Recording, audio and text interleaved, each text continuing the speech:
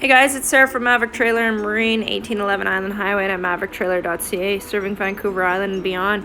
Today I got another Canadian-made product, Oasis Trailer Manufacturing, a 7x16 car trailer.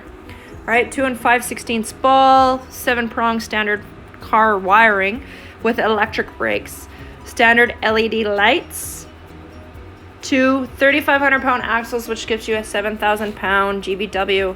Okay, dry weight on this trailer is 1,961 pounds.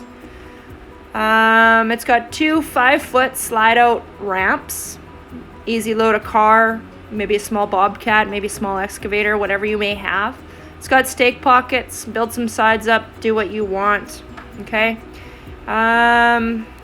Beautiful trailer made in Rolling Hills, Alberta. It's got fur decking.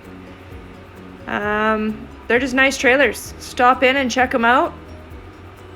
1811 Island Highway, mavericktrailer.ca.